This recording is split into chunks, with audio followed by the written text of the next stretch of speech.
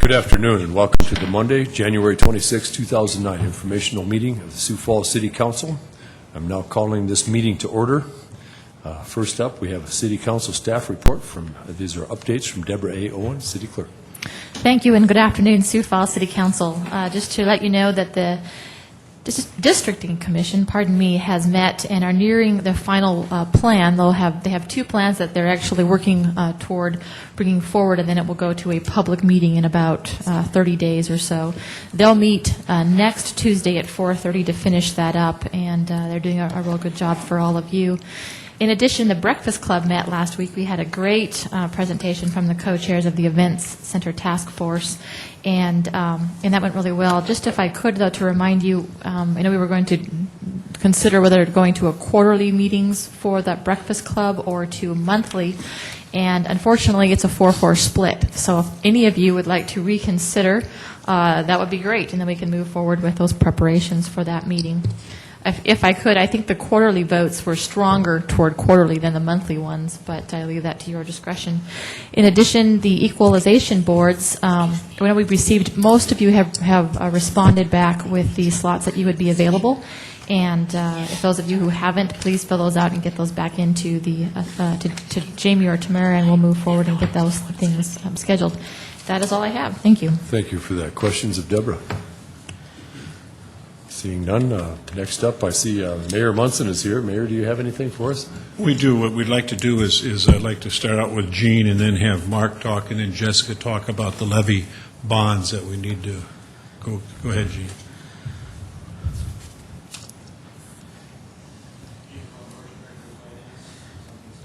Is that better? Okay. Gene Roanhorse, Director of Finance. I apologize for not having the financial statements for year-end out. We tried hard, but it just wasn't enough time. We are shooting right now for Wednesday to have the financial statements for the end of the year.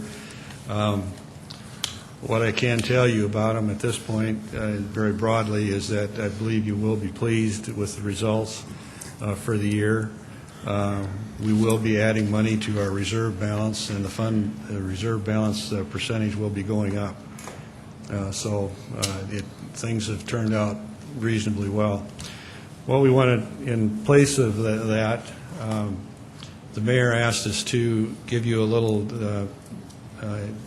presentation. I'm not sure presentation is the right word because we don't really have any overheads or anything, but give you an update on the flood control bonds and the flood control transaction, where they're at. And the first thing we're going to do is have Mark Cotter discuss what's going on with the Corps of Engineers, where they're at as far as funding, construction planning, et cetera, et cetera. And then we've asked Jessica Cameron to come down today and share with you where we are at with the planning for the actual bond issue that would support the revenue bonds, the flood control bonds. So with that, we'll let Mark give us his information.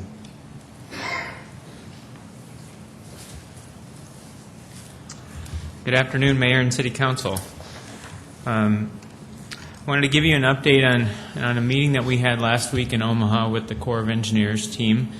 And the meeting was really to set the final strategies on how the bid packages would be for the Sioux River Flood Control Project, but also to get an update from their standpoint on what they, if there is an economic stimulus package, how that relates to the Corps of Engineers, and then further how that will relate to the City of Sioux Falls. And so, in summary, they are optimistic. Some of the key things that they shared with us is that the Corps is really starting to do drills every week on which projects could be ready to go within 90 to 120 days.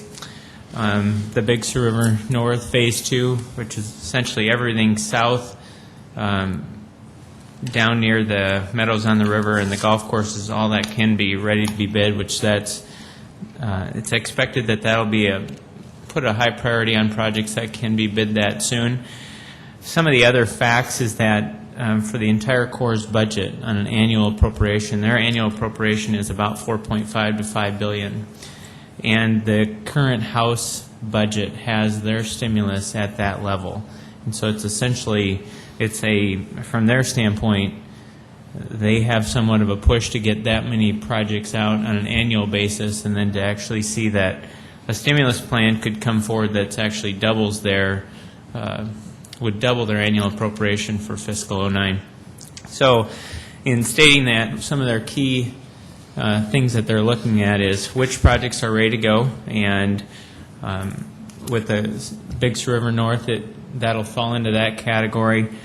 And they understand that the stimulus bill hasn't passed, but from a standpoint of what the Omaha District Office is putting forth, the Sioux River project is one of four, and it's the largest of the four, and so that's a strength from the City of Sioux Falls standpoint.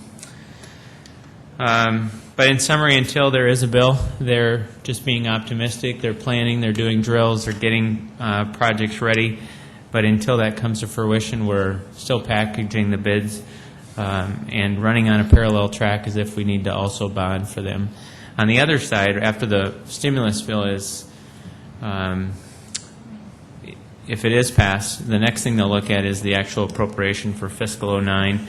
And last year, if you remember, there was $4 million on the Senate side and zero on the House side. And we've been told that the $4 million may get reduced slightly, but that should come forward right after the stimulus bill. So there's two pretty key activities. I think we'll see some end point to here in about the next 6 weeks. So, Questions of Mark? thank you. Thank you, Mark.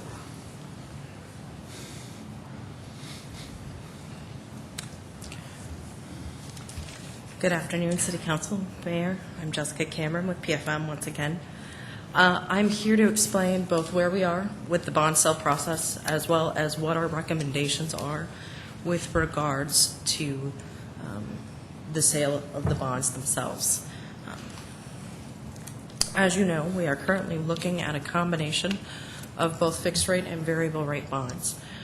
Variable rate bonds are traditionally sold on a negotiated basis. That's because the rates float, so you really are looking to select the best person to remarket your bonds and set those rates on an ongoing basis. Additionally, we had originally thought that the fixed rate series would be sold on a competitive basis.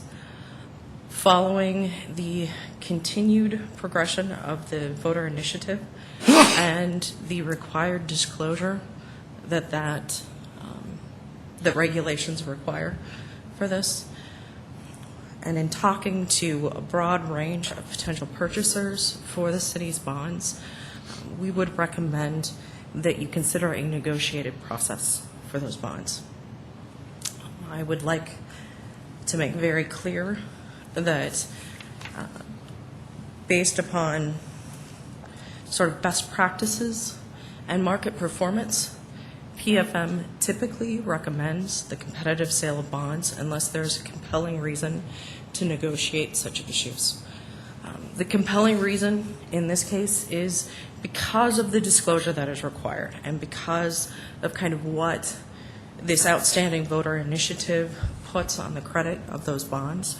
They become what we call a story bond, which means that there is a bit more of a story that goes along with selling those bonds. Buyers in the market typically look for bonds that don't have any hair on them, as, again, more lingo, but they're looking for something that is very clean, very straightforward when they're looking to just competitively bid it, to go in and decide on a short-term basis, just looking at things over that week time frame or 2-week time frame when the official statement is out there and they're really analyzing the credit of those bonds. They're looking for something that is clean because they don't know if they will get those bonds or not on a competitive sale. When you have something like a story bond, or when you have a story bond, it requires greater marketing, especially in the current market, because we have, there's quite a bit of uncertainty, as you know, and the markets are relatively volatile. And so in this case, looking to select an underwriter or several underwriters to really go out and market those bonds, to make sure that their salesmen understand what the credit is and what the disclosure is and what council's opinion of the voter initiative and the legality of it, if it were to pass, what that does to the contract becomes very important. To ensure that the city does receive the best possible pricing under a negotiated sale, we will be going through a procurement process. That may be too strong a word. We are going to go out and seek actual proposals from firms who are interested in serving as underwriter and then underwriter and remarketing agent for the variable rate transaction. And then based upon the responses to that proposal, we will select an underwriter or underwriters to work in selling those bonds, to making sure that that marketing plan happens. PFM also has a very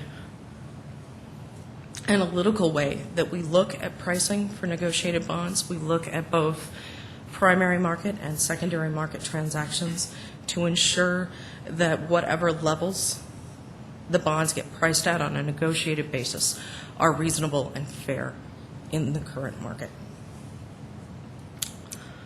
It is our expectation that we will be going out with a request for proposals for underwriter and underwriter/remarketing agent this week to move this process forward.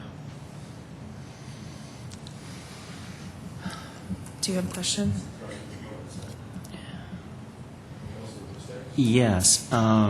Besides these bonds, also I understand there's discussion about having some further bonds being issued. Would they be? Could I assume they'd just be story bonds too?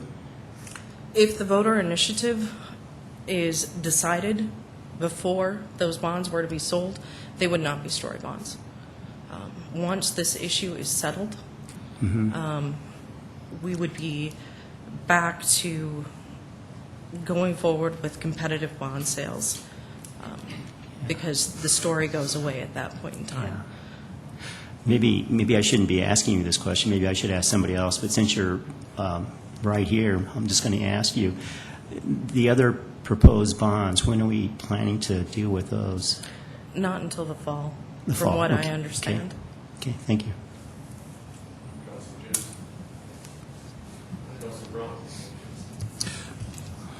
Jessica, just to clarify, you said typically PFM recommends competitive bonding situations. If you had to give me a percentage of the bonds that you guys advise on, what percentage would be competitive versus negotiated?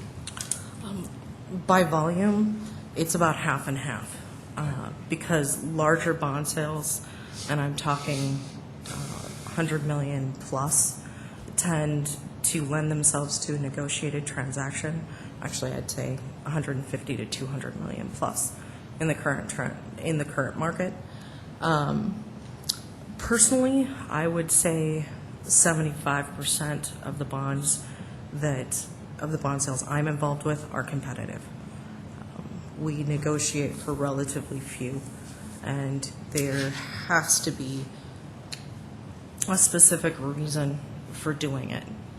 All things being equal, either the large size, it's a new or different credit, or you have something like this where there are concerns that with the story that really needs to be told, that without a lot of marketing effort on the part of the underwriters and salesmen, that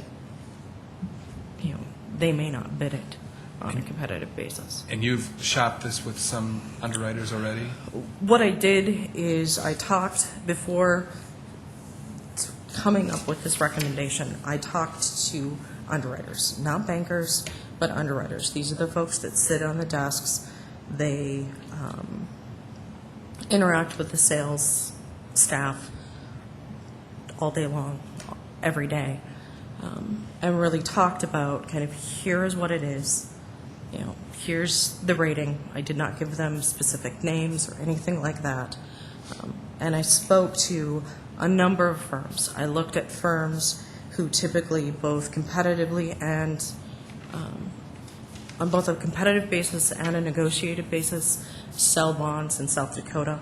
I looked specifically at the active participants in the current market for this size bond issue, as well as specifically talking to folks who have purchased your bonds competitively in the past.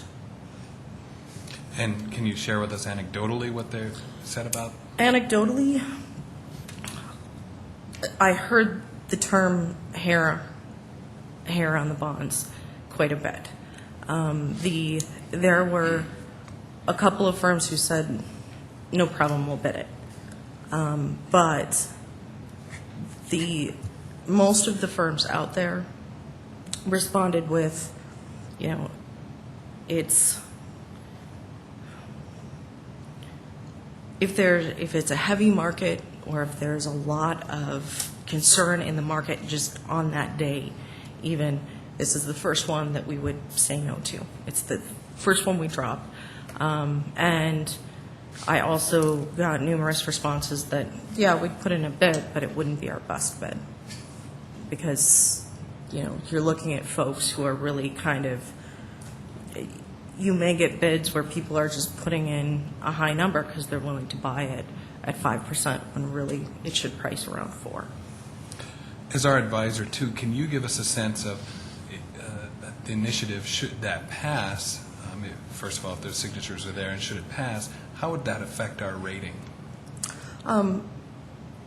If it passes, the concern of the rating agencies, which I've spoken to John Humphreys, your rating analyst, about this, and his response was sort of like mine.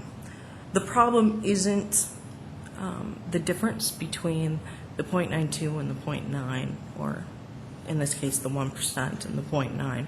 The difference really is, well, if they can cut it to 0.9, can they come back next year and cut it to 0.5? And you really have, when bondholders agree to buy your bonds, you have given them a specific credit. And in giving you the money for those bonds, in buying your bonds, they take on a certain level of risk. There are a number of risks that tax laws can change and all sorts of things. The additional risk in this case is that there is a dedicated revenue stream, those sales tax dollars. If those sales tax dollars don't come in at a level sufficient to pay debt service, they don't get paid. They have no recourse to come and take back the bridge, let's say, or something else. They have no recourse. And so they have really, part of their risk is that those revenues come in. And by saying, well, we're going to change what that revenue stream is, you're really sort of breaking that contract with those bondholders. Or to simplify it to a homeowner, when I'm buying a house, I tell them what I'm going to make in income, and they're counting on me continuing to make that income. Right. And so if you lie on the application or something else, well, then you may not have that flow of income. And another case because income levels can change, which that's the exact same thing as sales tax collections can change. You can't pledge them income that you are not garnering, but you are going to give them, the dollars that you have, and they're taking a risk that you will continue to maintain sufficient income to pay your mortgage. Thank you, Jessica. Jessica, I just want to be clear.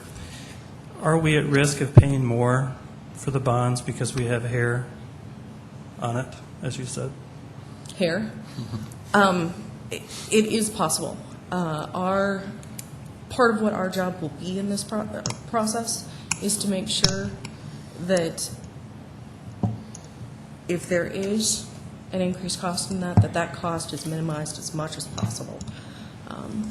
And, so yes, all things being equal in the market, we typically see that competitive sales outprice negotiated transactions. But in this case, you have this story. And so from an underwriter's standpoint, they're not going to want to spend a lot of time telling the story if they don't know that they will receive the compensation for telling it.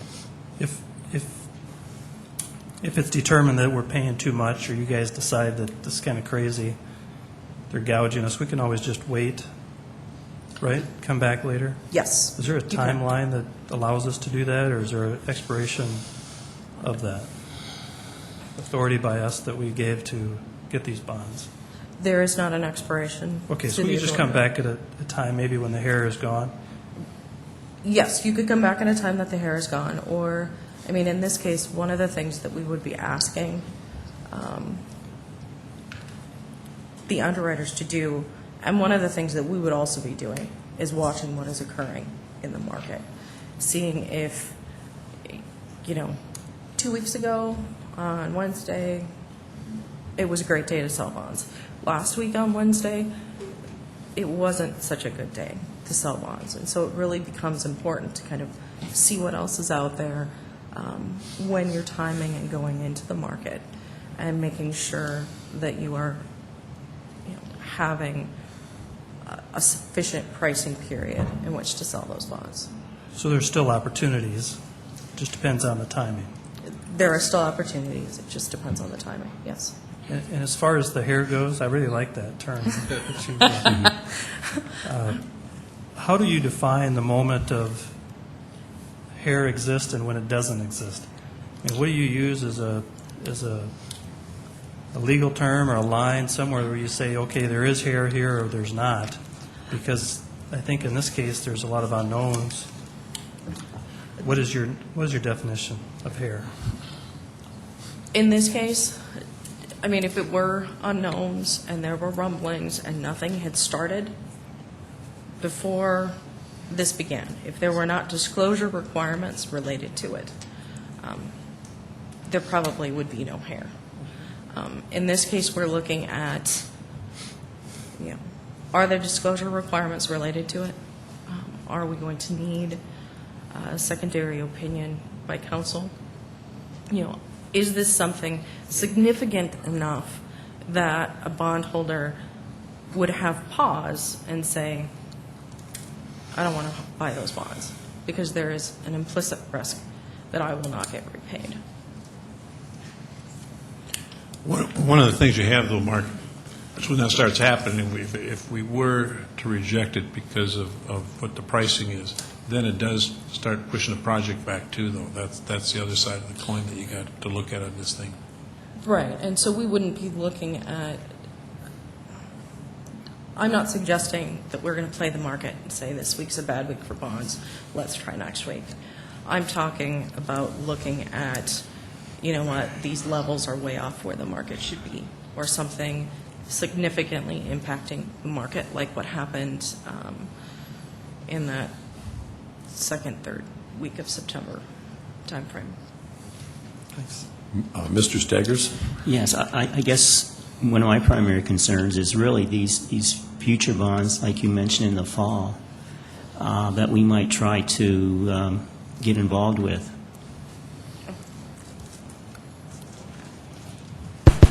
Go ahead. Yeah, and my concern, and I think there's probably other members of the city council, are concerned about our income for this, fiscal year. And I guess I'm just wondering if our income is down. Do we have any plans, like if our income goes down a certain percentage, we will not pursue those bonds, or do we have any strategy yet Just some clarification, this is a bond issue that was in the CIP for 2009. It was approved by this council as part of the CIP plan. At this point, and part of the clarification also is that it's scheduled in '09, and it would be scheduled actually in early spring or late winter of '09 is when we do this, and again, it's because of construction issues. There have been no decisions made about that bond issue to this point in time.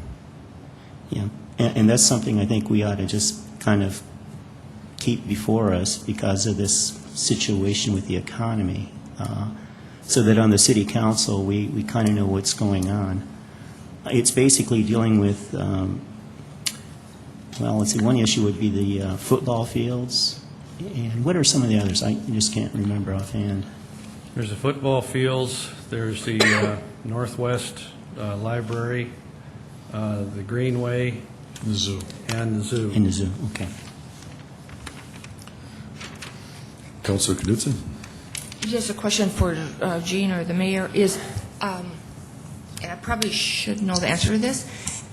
You know, to me, the flip side is, however, that, I mean, I keep thinking we can't procrastinate, you know, too long either on our bonds on the, you know, floodplain issue because of the 16,000 people that are affected a great deal. And I guess my question is, so do those people, do they pay flood insurance once a year or monthly or quarterly, or does it just vary with insurance companies? Does either the mayor or Jean know that? Or, Yeah, Mike, once, pardon? In most cases, it's going to be, I'm sure they're going to be escrowed. Okay. That'd be a tip, and as far as that actual money out of your pocket, it's just an escrow like any other, like your insurance or taxes. Well, I'm really confident about the experts that are involved in this as far as the bonds are concerned, and I look forward to going forward at the appropriate time so we can take care of the floodplain issue, which has been on our plate for a long time. Councilor Costello? Gene, I think it was indicated earlier, but when were we going to sell these bonds? The flood control bonds? Yes. Second week in March. And if we were to wait until after the deadline, that would put us too far behind. We'd miss a year of construction, or what? Well, yeah, Mark would have to come up here and clarify on that, but that's essentially it. That's basically the drop-dead date to meet the timelines that the Corps of Engineer has for getting their piece of the project done. Mark, why don't you come up and address that, would you?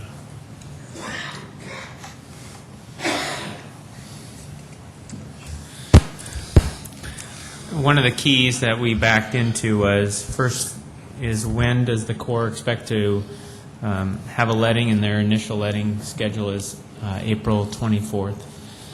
And so then backing up from that point, that was when the bonds had to be sold and actually sent to the U.S. Treasury to actually be recognized so they could actually let the contract. And so if the bond issue and the letting schedule changes, it just absorbs some of the construction time frame that we have in this area of the country. Councilor Costello again. I don't know, and I haven't had any contact with anybody involved in the initiative, but I'd be kind of curious if anybody here, or if we don't know, maybe we can reach out and try to find out. But if they aren't getting the signatures that they thought they were going to get, or have decided not to continue to pursue it, and they were willing to, I guess, terminate, or I don't know what they would have to do, but what would it take to get it to be a non-story? I don't like that term, so I'm not using it. Cut the hair. I want to just comment that she said that no hair is a good thing. So I think it's all relative. In other words, if they were to, and I have no idea, But if they were to say, no, we're not going to pursue it, we're done, then does it become a non-storied bond, or what? Then it becomes a non-story bond, because if the voter initiative goes away, there is no story. It is your same sales tax revenue bonds that you have been issuing for years. And then you would recommend a competitive bidding? That's correct. Then we would recommend a competitive sale. Well, and maybe, maybe they're full steam ahead. I really have no idea, but I think maybe we should reach out and just try to find out, and maybe we can go ahead with competitive. If anybody else know? I don't, but we got to make the assumption that it's still out there, and that's what we have to work on that assumption here. And I haven't heard anything though, Pat, on that. So Councilor Knudsen. I know, of course, absolutely nothing either about that project, but I guess just a thought from a practical standpoint is, sometimes people who have very good intentions about saving the city money, if in fact maybe we would want to ask the leaders of the initiative process to come before us next week at the informational, if they would be willing to do so, and just explain, this is our situation. I mean, do you want to, would you like to put your cards on the table? Ours are right here, and help us get through this very expensive situation. And I think that would be an excellent idea, or even a phone call, I think, but I wonder if, public testimony might be helpful for, so everyone, knows where we are, if the leaders of the initiative process are interested in visiting with us out loud about this. They're interested in visiting with us about many other topics, so I would look forward to their candid information. I'd like to state that 2 weeks would be the next time that possibility would be, would come up, because next week we're not going to have a council meeting, and we're not going to have an informational as well. Mr. Staggers. Yeah, let me just remind everybody that the initiative began back in October, many, many months before the city council voted for this bond issue, too. So, I mean, when the bond issue was voted on, I mean, everybody was aware that the initiative was going on. Go ahead. That's completely accurate, Kermit, but none of us, at least I can't speak for everybody, I don't think anybody anticipated the effect that this would have, that it was going to somehow make these a storied bond. And, and those that are involved in the initiative, if they're planning on continue to push it forward and think that they've got a reasonable chance of getting it done, then that's their prerogative, and, they should be able to do what they want. But if they have written it off, or don't realistically think it's going to happen, then we could go to a competitive bid, which I think would be beneficial. And I'm not trying to dissuade them from doing what their rights are. I'm just saying, if it's not going to happen, let's not go to the story bond. Yeah, I guess I would say, too, that I wish we would have had some more legal advice, from this, about this whole issue. It was kind of like, well, we just kind of found out about what happened in the process, and I think all of us on the council should have, had some legal answers before this whole thing started. Councilor Knudsen. Well, I would just like to emphasize that I totally share what Councilor Costello just said, too, is I do believe in democracy, and I do believe in initiatives, and I am also have no, am not trying to,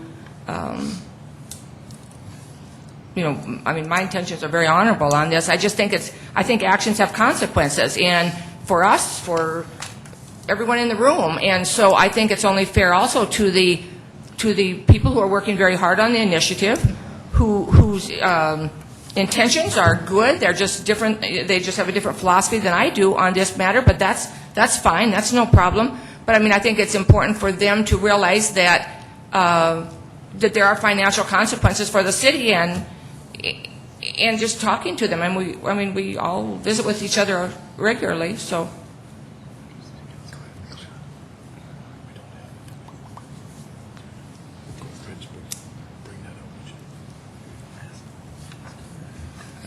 One other thought since we don't meet for a couple weeks informational, would the chair or the vice chair want to contact them just by telephone because of the timely nature of this, or maybe the mayor or whoever, I don't know, so we don't lose more time?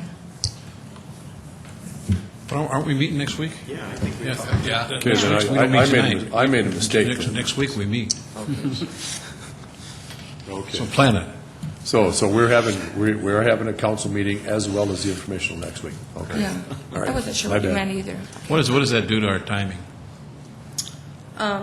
Well, it would push it back Yeah, a see, week that's unless where- we went forward with the RFPs and then changed the request for proposal after it had been issued, which can be done. I mean, it does start, because we talked about, we had a short window to work from, and so we really do need to continue to move this forward, or otherwise we're going to start backing up against something that we're going to hurt the construction season. So, my take is they have the right for the initiative, and I've never said they didn't, and when they wrote the initiative to what they felt they were comfortable with, and I don't know, I guess my deal is we need to move along with the understanding that initiative is out there and see what we can do. I don't know what else, what other direction to go. What? Good. If the price isn't right, then we don't do it on the negotiated. But I just don't know, how long you can keep delaying this issue. Well, I mean, 1 week is really going to impact the mid-March selling Mark? of bonds. Come on. And it's not the project, it's the financial piece. Yeah, because basically what begins to happen is, if we go out for the request for proposals, as we've discussed, there's a process for allowing people enough time to respond to that request. And so, that's really a 2-week process. And from that point in time, you have to kind of finalize all of the documents and get them circulated. It begins to sort of push things back. And Mr. Councilor Brown. I assume that the leaders of the initiative process have probably had the most contact with the city clerk's office. Deborah, could we ask you to contact them to just see what the status is? Councilor Jameson. I'd recommend that we just move ahead, and we let them move ahead as planned, and if the people involved with the initiative come forward with any kind of discussion, great. But I don't think we should be, another way to say it, held hostage, waiting for them to come and tell their side of where they're at and what they plan to do or don't plan to do. I think we need to take the initiative and move forward as planned and as on target. Get us the best deal you can, and let's go. Jessica, I have a question of you. Yes. I run this by Councilor Costello and he winced, so that was my prompt to go ahead and ask the question here. And I don't want to bring things up that aren't, things that are uncomfortable, but it's my nature to face them. And every time we talk about bonds, whether negotiated, competitive, or whatever, somebody brings up the derivatives market. And the last time we passed a bond, the derivatives market was wide open, and there was a number of really bizarre, strange derivatives out there. And I know that our bond carrier, the bond person at the time, or the company that carried the bonds, wasn't going near them. They were going near what they considered the 4 derivatives that were fairly milquetoast. And my sense is that the esoteric derivatives market is pretty well depleted and not active anymore. And if we're going to a negotiated process, is that derivatives market still out there? Would you care to elucidate a little bit about that? The derivatives market does still exist. We are not talking about going anywhere close to the derivatives market with a negotiated bond sale or a competitive bond sale. There's a portion of derivatives that are no longer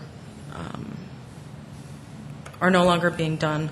A lot of providers of swaps, some of those are out, Lehman Brothers most notably. For swaps and other derivative type products, we actually have a specific group that handles either the negotiated or competitive placement of swaps. We are, in the existing, under the existing sort of financing plan, we're not considering any sort of derivatives or swaps. We're looking specifically at a straightforward fixed rate transaction and straightforward variable rate transaction, which are common instruments in the municipal market, not derivatives. Thank you for addressing that. Councilor Costello? Just a final word on the whole getting input from the people that are involved in the initiative. If we remember back when we were bonding before and we had the big discussion about negotiated or competitive, some of these same people were the most vocal proponents of competitive bidding. So, hopefully, that their own self-interest will come about, and hopefully they'll come and share their information with us. And if they are moving forward, so be it, and they have every right to. But if they're not, it would seem like in their own self-interest, because they were certainly proponents of competitive bidding in the last time around. Councilor Knudsen? Just a comment, and then a quick question is, upon further reflection, I agree with Councilor Jameson. I think we should stay the course also. And again, I'm very fine if the city clerk wants to contact the initiative leaders too. That's fine. And again, since this is a very public meeting, and hopefully some of them are watching or will hear about this discussion or read it in tomorrow's paper. I assume they may hear about it. Is that if in fact they have some information that would be very helpful to saving the city lots of money, they might want to share that information with the mayor's office. But I think we should stay the course also. And then I have a quick question for Jessica, please, and thank you for being with us again today. Jessica, for those people who truly believe that it would be better if the sales tax was lowered, and working on that initiative, if they, however, any discussion that anyone might have with them the next 24 hours or 15 hours or whatever, is if they say, what kind of money difference are we talking about? I wouldn't have any idea what to tell them. So, I know it'd be just a guess, but would you be able to give us an intelligent guess, which I couldn't do? We could attempt to do some quantification. It is, there is no, I can't stand up here and say if it's a competitive sale, you're looking at, if it's a competitive sale with no hair or no story, it's going to be 4%. And if it's a negotiated sale, it's going to be 4.10. And this gets you to,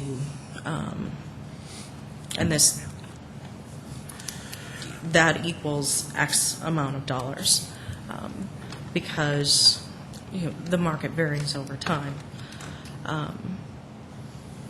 Part of what my job is in a negotiated process is really to ensure that there is not a significant difference between what a competitive bid would be and what a negotiated bid would be, and to work with the underwriters and ensure the marketing plan is solid to make sure that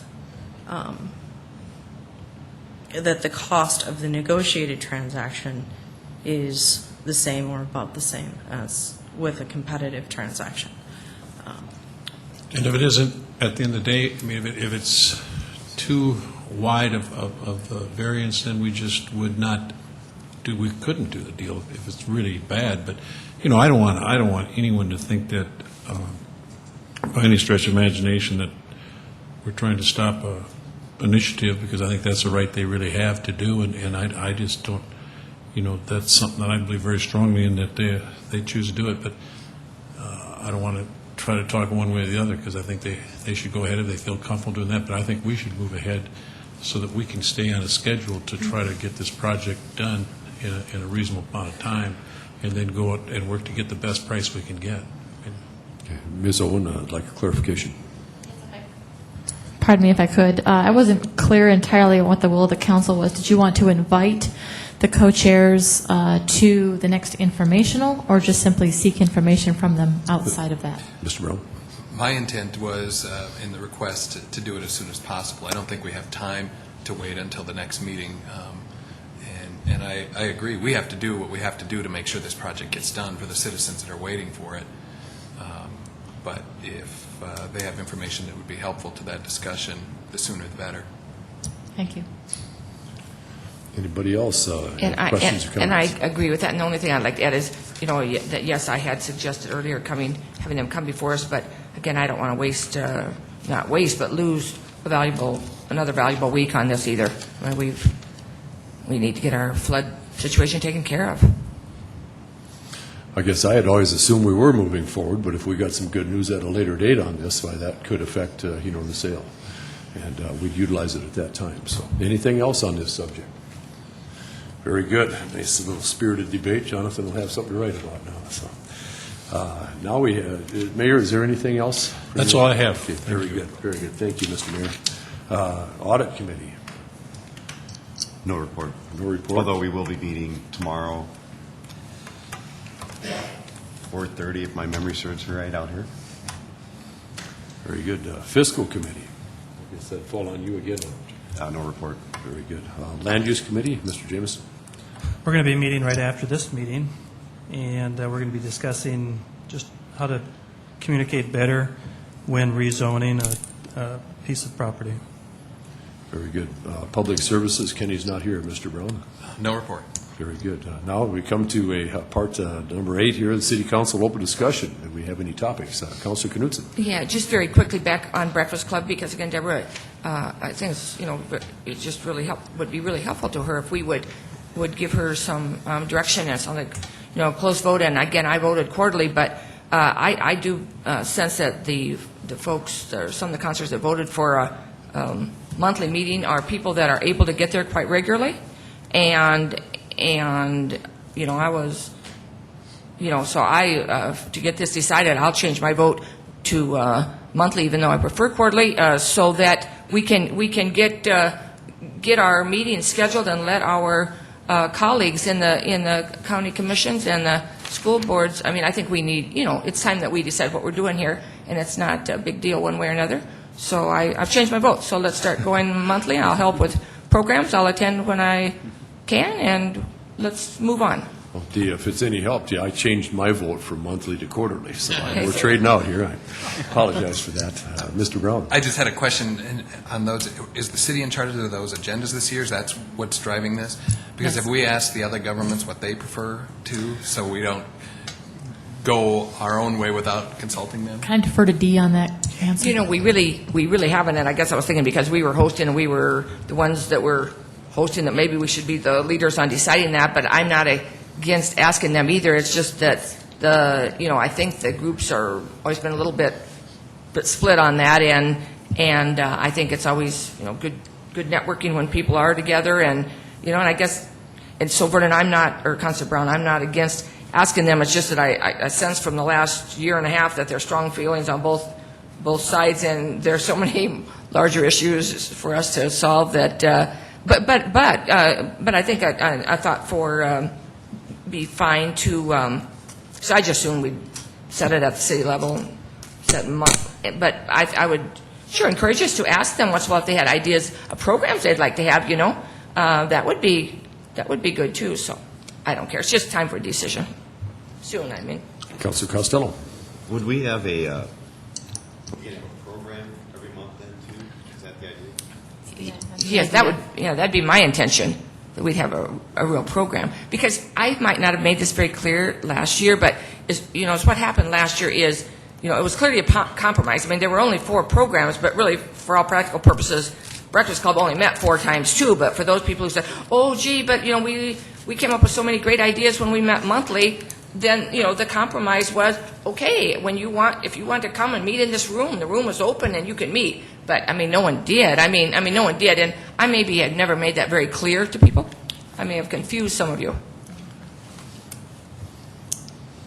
Very good. Anything else on this topic? Very good. Then we'll move along to number 9, presentations. I've got monthly financial update, but Gina's escaped our clutches here. So is that? Can I presume that's not? We'll have that put together Wednesday, so we can get it for you. We're just finished up with year end, so it's been a little more voluminous on that. Very good. Very good. And we were going to have an executive session, but due to a few councilors not being here, we have canceled that. So that brings us to the adjournment. And, we stand adjourned, and I'd like to remind everybody that Land Use Committee will meet in 5 minutes in the anteroom.